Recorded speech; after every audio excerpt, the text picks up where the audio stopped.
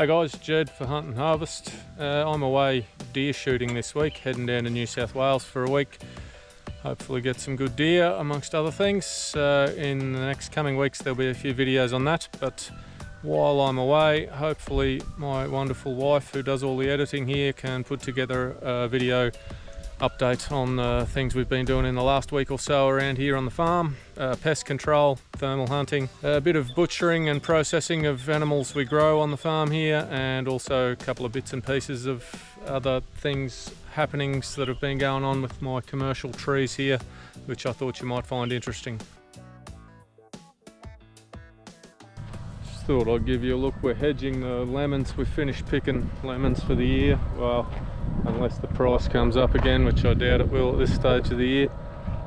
So we're chopping them all back. These rows haven't been done at all yet. This is the first row. He's just done the sides. You can see chops about 1 metre in, brings them back to about 2.5 metres wide.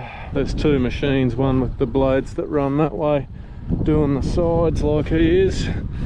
The other machine's just started from the bottom doing the tops, bringing them back to about head height. Once they get too high up there's any fruit that's in that top section is too hard to pick anyway. We can't use ladders or picking sticks for lemons, so yeah, chop them all back roughly head height, bit over 6 foot. So as you can see, there's still fruit on these trees. It's just not worth picking at the moment. I'd lost about $3 or $4 a box the last 1,000 boxes that I did, so we pulled up. Quality's not great at the end of the wet season here. Too much water for too long, they break down too quickly, and you can't spray them as often as you should when it's raining all the time either, so you get a bit more pest problems and other things. Really cool piece of machinery. So that big arm at the front can lift up and turn those blades sideways to do the tops like the other one's doing.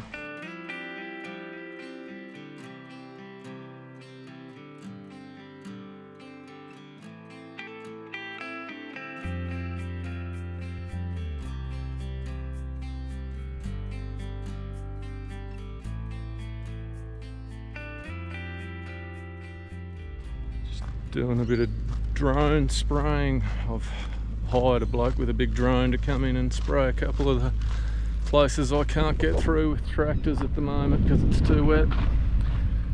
Give you a bit of a look at the operation. I've never seen it before, it's the first year I've done it. How big's the tank on it? 100 litres. 100, yeah, right. Well, we're not saying 100 litres. That's how we're in your orchard. So that's the beast. He hasn't taken it off yet. We're just driving over a bit closer to the paddock. He's got 6 batteries for it. He's got a generator that keeps charging them. So after every hectare he's got to come back and change it over and refill the tank.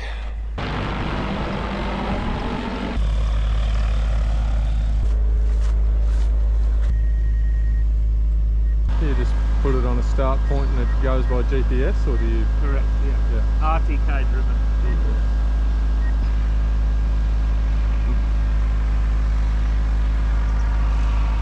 We got rained out here yesterday with that drone, so I'm not sure how well that broadleaf killer in that block is going to work. The mintweed seems to be curling up already, so it did sort of get 15-20 minutes drying time before it pissed down rain, but we're just about to do the limes here this morning. This block of limes, I haven't been able to get in there for about 6 weeks. No rain around this morning, so it looks all clear. Should be fine. I'm just going to put some fertiliser on and a bit of pesticide in there at the same time. There's a few pests building up. I'm very happy overall with the first experience with drone spraying.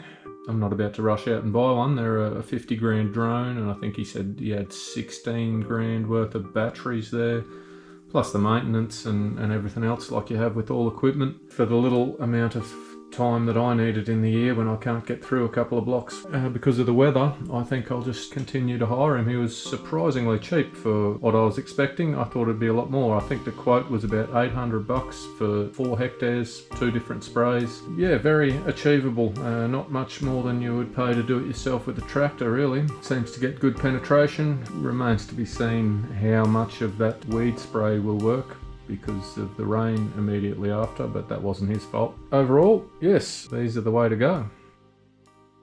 A bit more chicken processing to do today. We've got 7 roosters which are excess to our needs. Yeah, we've kept two different breeds. They're all just dual purpose meat and egg chooks, but we mainly use them for eggs, so roosters are not really necessary, so gonna butcher these ones up. Another bloke told me this week about how he does it. He just puts them head first into one of those road cones, like a witch's hat that you see at roadworks, one of the big orange cones. Puts them head first into a hanging one of them and cuts their throat that way, or chops their head off. But for me, this is just as easy, and I don't have a road cone anyway, so we'll just continue doing it how we always do it. Saw a feral cat last night just over near the house, so I'm going to set up the trap here where I've been draining these chickens' blood. It should come over here for a look tonight, I would say. It should be pretty easy to trap.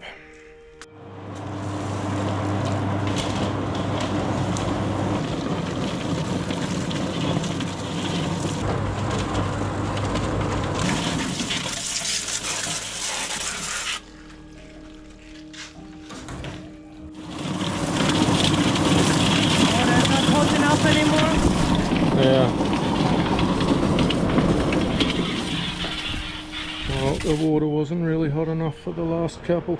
Needed a bit of plucking by hand. We should have really had it on the little gas burner to keep it hot, but anyway, does the job, and it's a lot easier than doing it all by hand. I'm just going to do these 3, just take the legs and breasts. They're the bigger ones, so there's a bit more meat to take off them. These we'll just gut them and keep them whole for soup.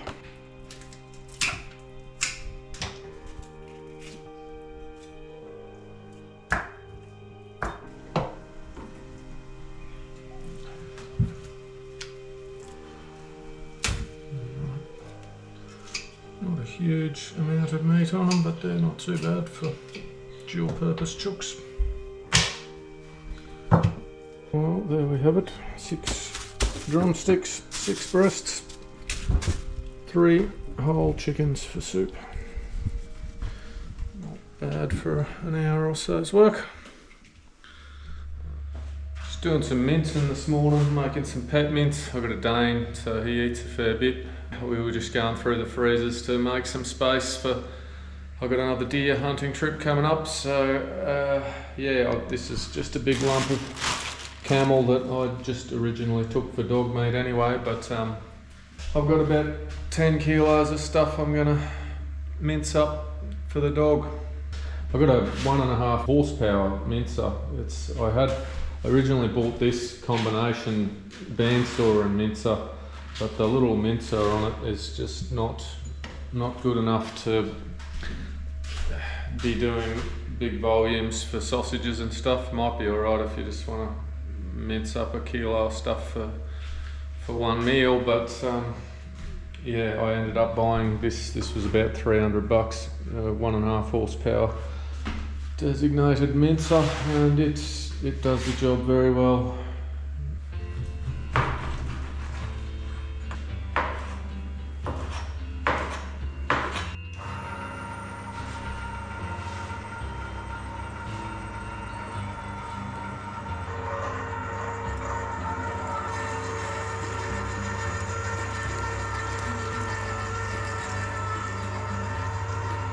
There's a big bag of pork offcuts that I've had from butchering pigs over the, I think must have done a batch of pigs, 4 or 5 in one hit. So I've got a whole bag of offcuts there, so you can see it's a bit of a different colour, lighter meat, a bit more fat in it. Now we've got a bit of horse, which is a nice dark meat again. You can see the pork underneath, that light colour. And then all this that's coming out now is horse, which is a nice dark meat like camel again. Alright, the last one was a ham. Looks a bit different, sort of cooked. Anyway, about 10 kilos, or maybe a bit more of meat there, so I'll bag it all up, get it in the freezer. Ended up with about 14-15 kilos. They're roughly 2 kilo bags, maybe a little bit over. So 15 kilos, dog eats about half a kilo a day. That's about a month worth of dog food.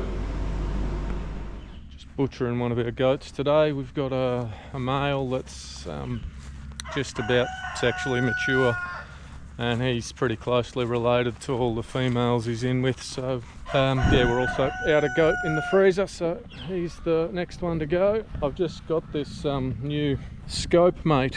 It records what you see through a daytime scope. I have got it for hunting really, but I haven't used it yet. It doesn't fit on my 300 Win Mag. You can't open the bolt when you got it on the scope on that, so it's not going to be much use in that department, but I will give it a run for the first time here, see if it works while I shoot this goat. Yes, no, that's him. Alright, just got the little CZ 515-22. I want to try and make a cross between the ears and the opposite eyes if they're looking at you face on. There we go. Alright, we'll go and cut his throat. Okay, I'll try and show you as much of this butchering process as I can. YouTube won't monetize the videos if they see guts or an animal with its head still on being cut up. Apparently there's too many snowflakes that don't want to know where their meat comes from, don't want to see that sort of stuff, so I will have to cut some of it out, but I'll try and explain as I do it the bits that you're not going to see. So if you're just starting out on your own, you can learn it like I did. I've just taught myself all this. It's not really rocket science, but obviously there'll be a lot of people, professional butchers, who are a lot better at it than me. But it works for me. I harvest a lot of what I hunt, and a lot of what I grow I do myself as well. So I'll try and take you through the process of doing a goat. Alright, so I'm going to have to cut his head off. I will cut in around the bum hole, straight down the middle, taking out the genitals, cut through the breastplate, and then everything, if you cut in around the poo tube down to the where the gut starts, you can rip all that out in one go basically.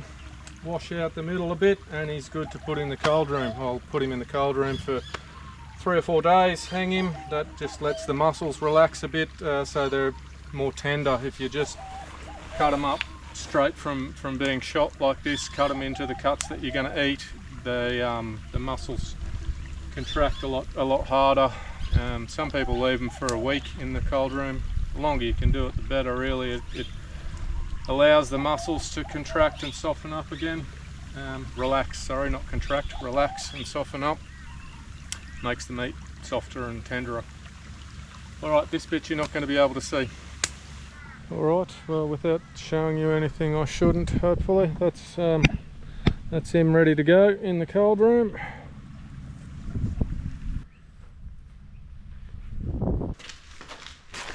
Alright, I'll just transfer him to a couple of hooks.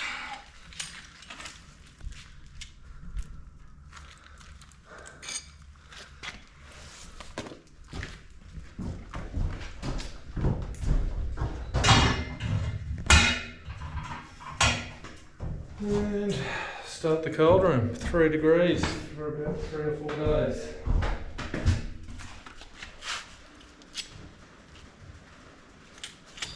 Alright, now we'll just cut down into the centre where the main cut line is along each of the 4 legs.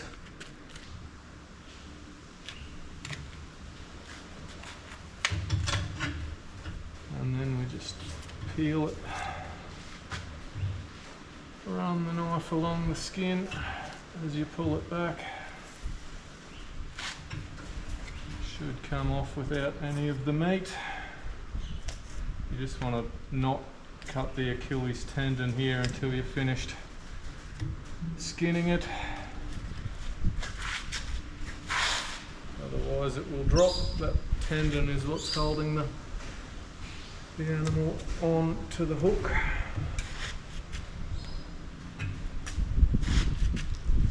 Oh, there we go, that one just snapped. That's not good. It's pretty light, I might get away with. Do the whole same thing the whole way down, just run the knife along the skin as you pull it back from the meat.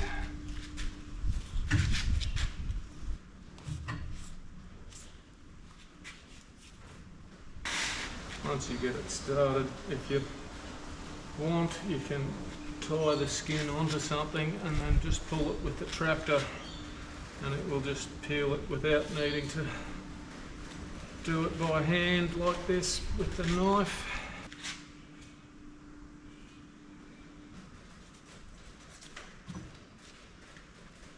There we go.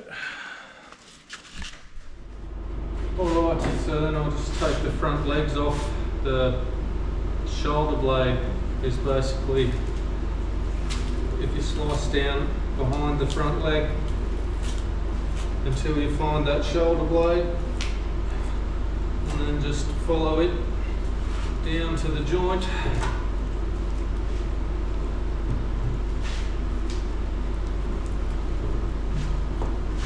Should come off pretty easy. And there, I'll just chop that off. That's the shank, like like lamb shanks. And the shoulder I use in a similar way. I'll just cook them in the slow cooker until it sort of falls off the bone. There's a few good recipes for that. So do both front legs like that.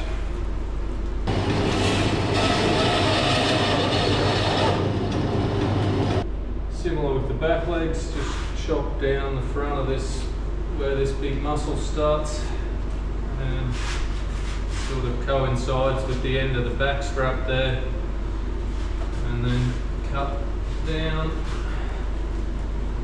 into the joint. You see that ball joint in there. Chop through that, and that I will also probably just cut the shank off. They're fairly small shanks, so I'm going to put all 4 of the shins of all legs together in one bag, and then we'll probably just put these through the bandsaw, make chops out of them. There'll be some offcuts here, around the ribs. Cut that section of belly flap. This will all just go in a bag for sausages. I'll just freeze it until next time I do a few goats and make a batch of sausages. The neck will be dog food. And I'll run this lengthways through the bandsaw, take these ribs off, cook them as ribs as per normal, and then slice them the other way for chops.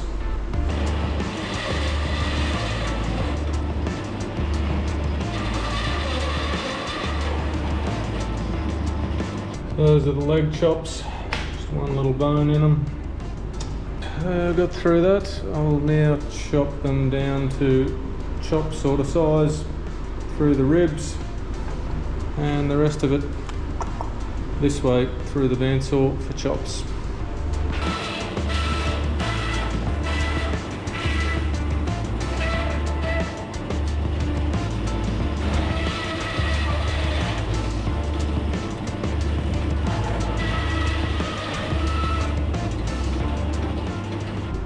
Mostly little loin chops, a couple of bits at the end are just dog meat, but okay, so dog meat, I didn't end up keeping any of those offcuts for sausages. I'm not planning on doing another goat harvest in the next couple of months, so there's not a lot on this little one. The dog can have that.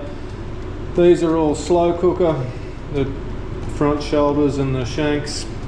These are chops, more loin chops and ribs. I'll just fry back all that up, put it in the freezer, and we're done. Not a bad little swag of meat off a little not fully grown goat. Got the young fella that met me through the channel, Alan. He's a local lad, been out hunting with him a few times now. He's coming out tonight to see if we can get rid of a couple of pigs they've been digging up around the place. So we're going to take the thermals out. Hick Micro Thunder on the Remington Pump Action 308, and I'll have the Guide TU 650p on the Chimera push button 223.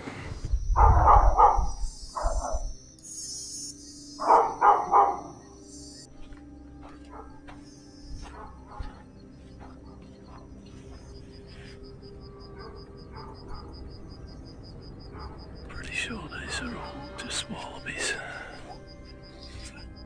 Oh, there's one thing over here that I can't tell what it is, but there's 3 other wallabies just near it, so I think it's just a wallaby.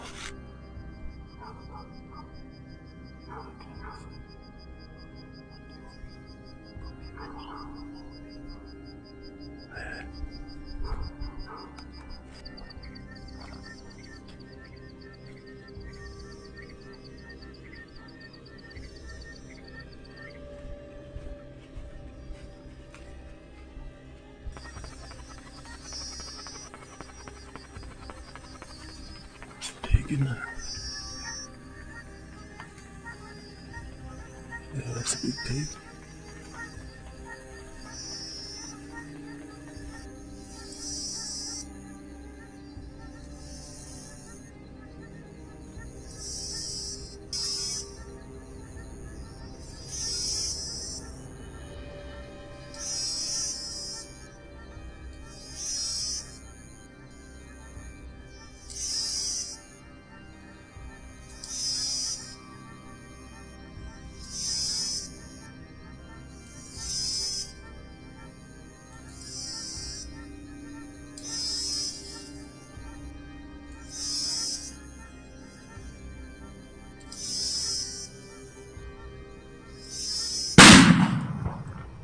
Yeah, bowled him.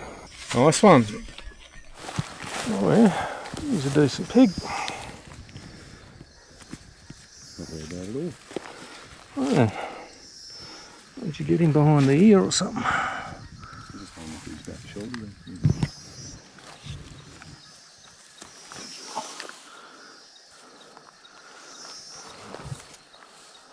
Looked like he was bleeding from that other ear.